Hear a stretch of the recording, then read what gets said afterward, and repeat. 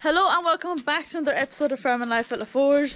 So I am just in the second farm now, going to my workshop. So on today's video we're going to show you, so Dad has started putting an overhang on the field we call the pad. So that's the little field where the bulls do always be. So it's already concreted in where they'd be walking to get up to the feeder, but we still want to cover all that for the rain, just to cover over the food while they're eating. So Dad is doing that, so you'll see some of that on today's episode as well. Then he is, I believe this evening he's going trimming the backs off the weanlings. So now that the weanlings are in, it's getting into cold weather, he's trimming the backs off them. He'll explain more to you about all that. So he'll hopefully show that if it's not too dark. So my garage is over here, so I do come over here now every day, getting ready for Christmas time. So I have all the clocks. I have 5 that I did yesterday that I have to pack up, and then now I have 4 more to make. And first Christmas market is in less than 2 weeks, and I have nothing is finished for it, nothing is ready yet, so the pressure is on. But I want to get these clocks out first because they obviously have delivery time, and I want them to arrive before Christmas, so I need to get them all out before the end of November. So yeah, I hope you guys enjoyed today's video. As always, if you do, don't forget to give it a thumbs up and subscribe to the channel for more episodes about our farming lives here in France.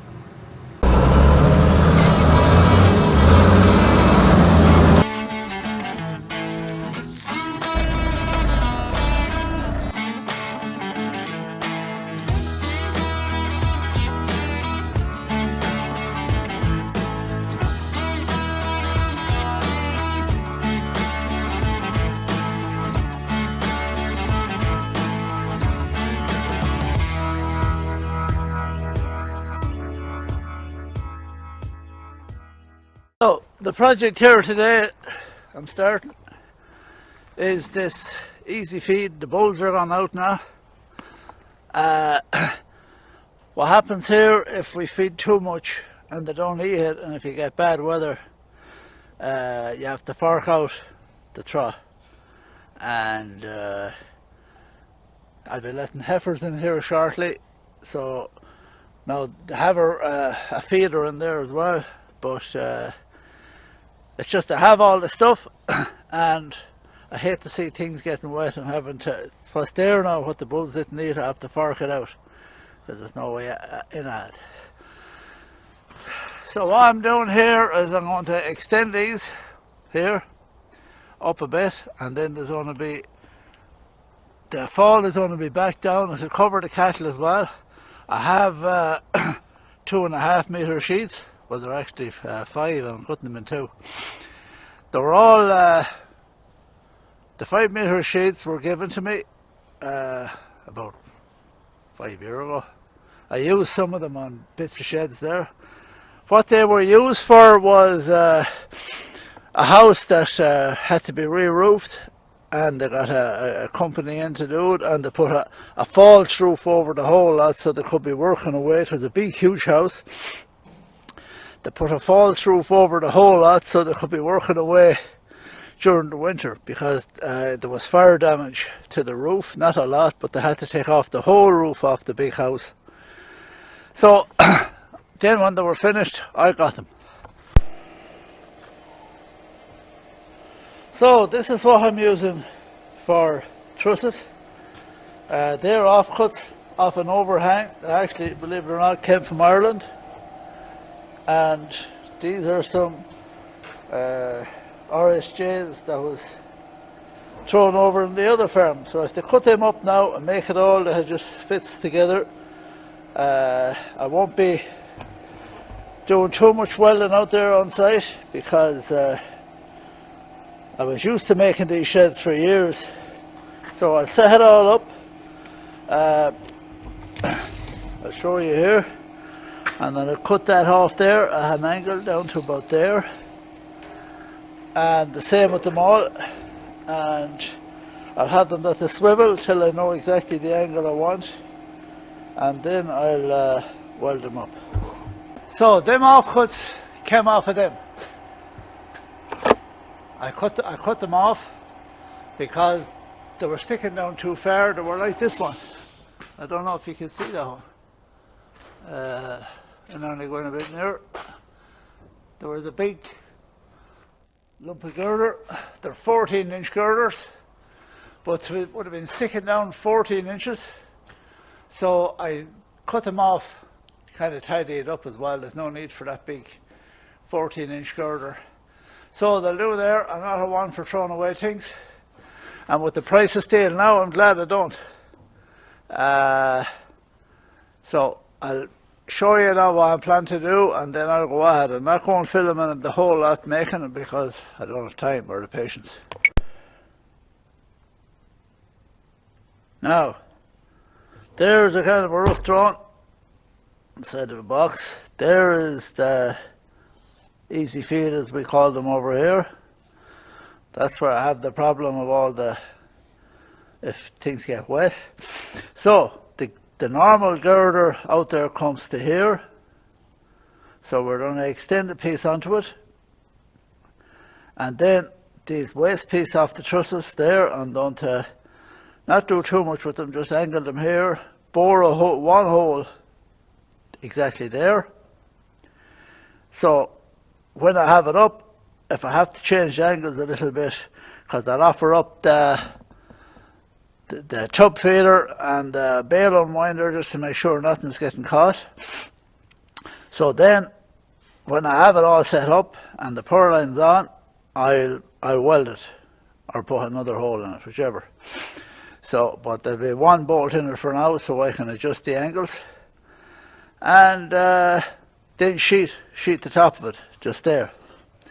So now the only thing is, here all the girders are only 14 foot apart. So that means my Z purlines are 6 meters. So they'll be going across here and they'll be actually meeting in the middle. There, and there might be a bit of an overhang there. So I'm not going to have a truss under the joining. There's no actually need, but I'll actually bolt them together. So it'll just save me, I'm not going cutting all the purlines just to suit the width of the girder. So that's the plan. And hopefully the next time you see this, I'll be welding on these. Okay. Here's the ground. So just put these up, clean them up, and see how it goes. So that's the little dance up. I think it's great, very quiet, and set the speed and everything. So I'm back at it here now again.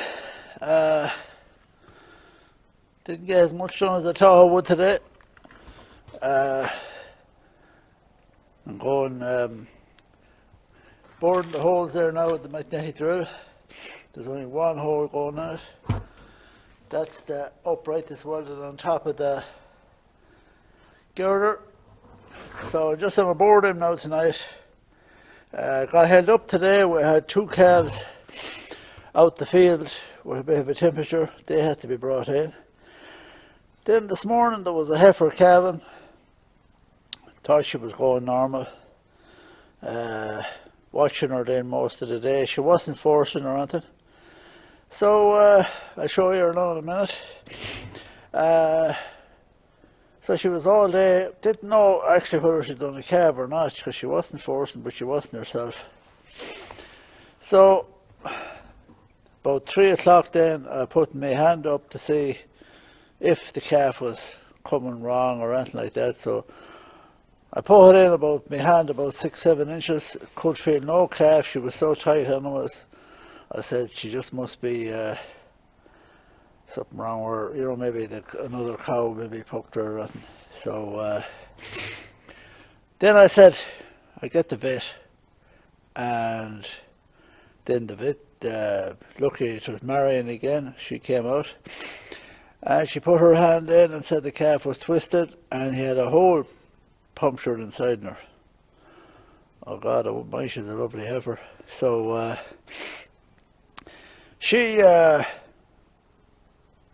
we had to take the calf out cesaerean, out the side, and then she had to sew the hole through where she took the calf out inside. So she's there now, the calf's alive, everything's okay now, but she said it's a 50-50 chance if the cow makes it or not. Now, she's down there, looks okay. I'll show you, I'm going to look at her now again before I go in. So that's why I'm at this here a bit later, so I might get them up tomorrow. I'd planned to get them up today, but that took a few hours, and that's the way farming goes. So I have to go back on when I was to look at her, and Ireland, or not Ireland, France are playing the All Blacks or New Zealand. I'm not really that big interested in that. So I said I'd go out here and do this. It's a nice evening, and we're promised colder weather in from Tuesday, so I just want to get these little jobs done. Now I made up this little template. It saves, see an oil spot on, it goes right up to the edge there, and it's the same distance from there to there. It's a lot easier to mark the hole and you know your spot on. Plus, you know if the, what do you call it, the magnetic drill moves or anything. So this way you're always more accurate, keeping it accurate, using a little bit of a template. So that's all. So all the holes are bored.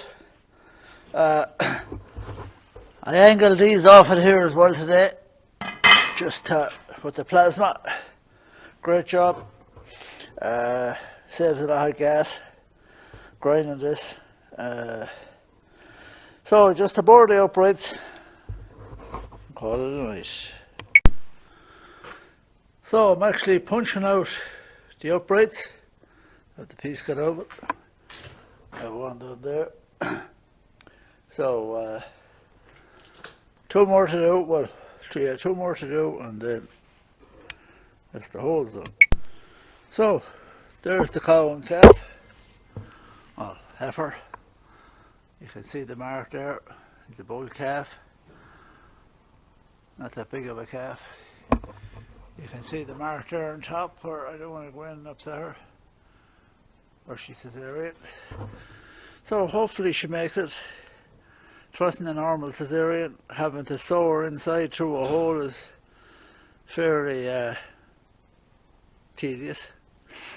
So she doesn't look in pain or anything. So that was it. So there's the couple that had a bit of high temperature. I just kept them in today after doing it. I let them out in the morning. They look okay now. There's three of them, or two of them. There's the lights in the shed. Good job.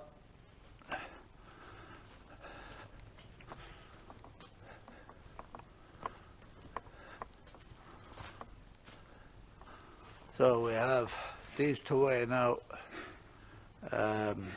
Monday, and there's a few of them on keeping, and there's more over there. There's 48 altogether, and hopefully get them gone next week. These two here are due to calve in the next day or two. And that one, you see, it missed the lights out of the shed now. There's no bright lights in this shed. So we had another set of twins.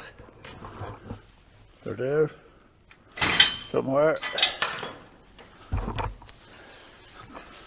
Crossbred cow. There's one lad there.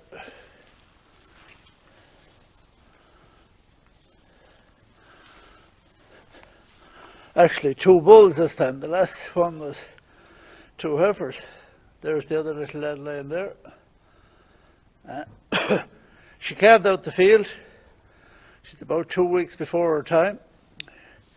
She wasn't scanned in calf, so we bring her back just to make sure they're sucking, and she's coming into milk there now.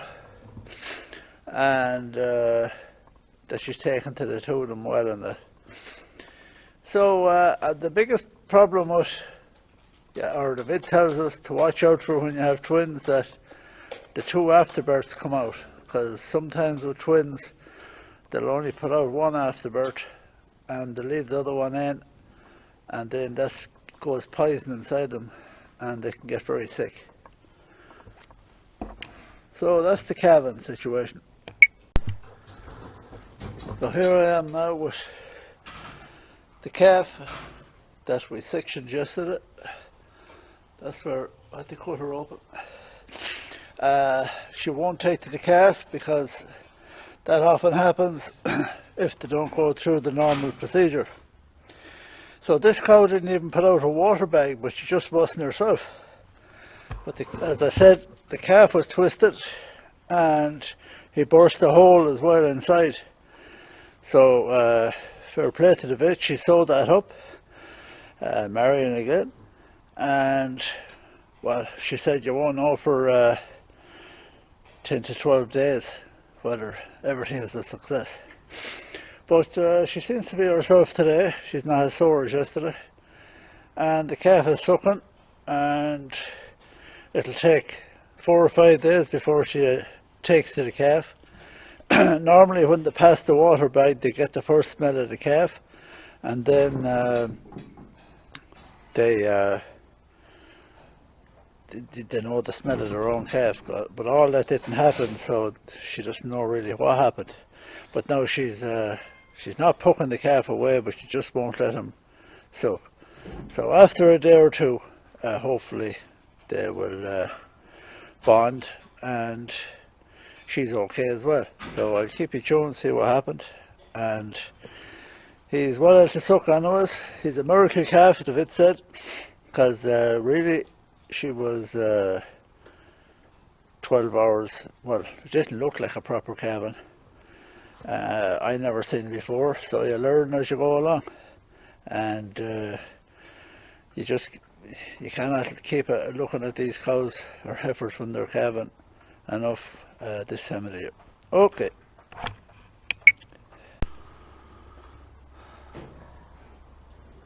That's the heaviest lad so far, 478. He's another quasi, an orangey Charlie. The next one up now is a Belgian Blue. We'll see if there's a big difference.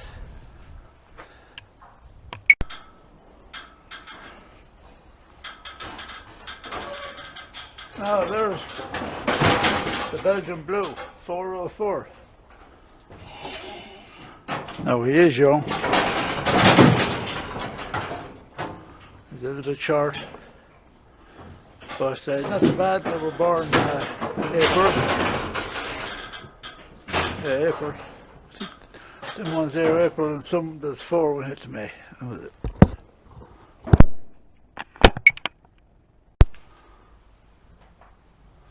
Uh, 336. A goldy colour Charlie crossbred. I'm not fully sure, but I think she's actually a twin. She mightn't be, but I'm almost certain.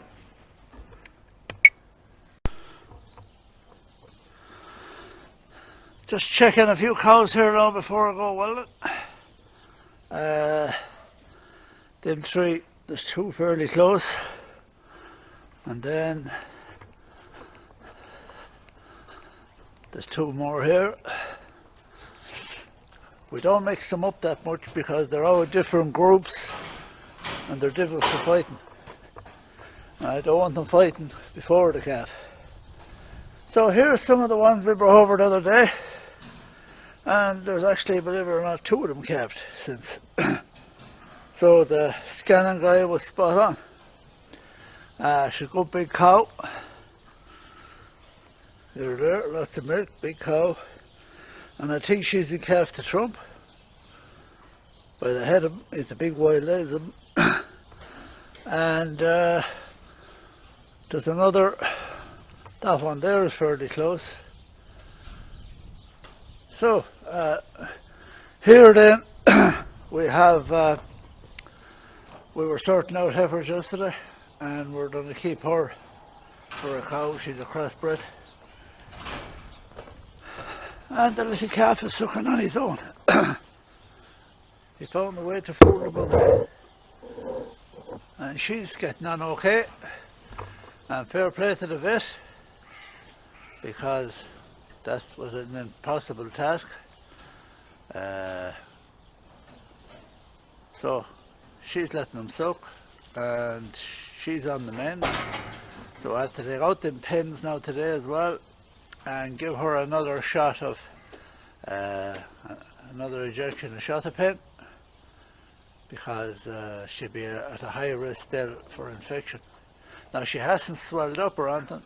Usually if they have a bit of an infection, they swell up on one side.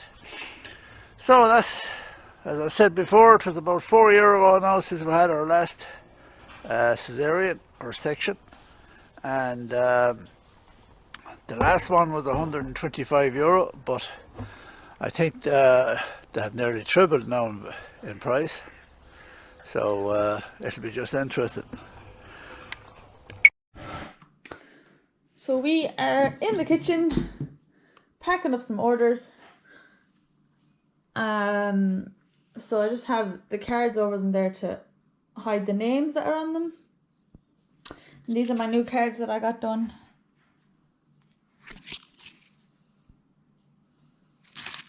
All ready for the Christmas markets. So this year I plan on going to some Christmas markets with something other than clocks as well, different types of clocks.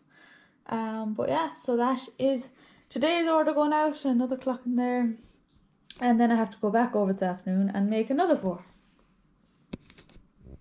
So that's that for this week's episode. I hope you guys enjoyed it. Thanks for watching, and we'll see you in the next one.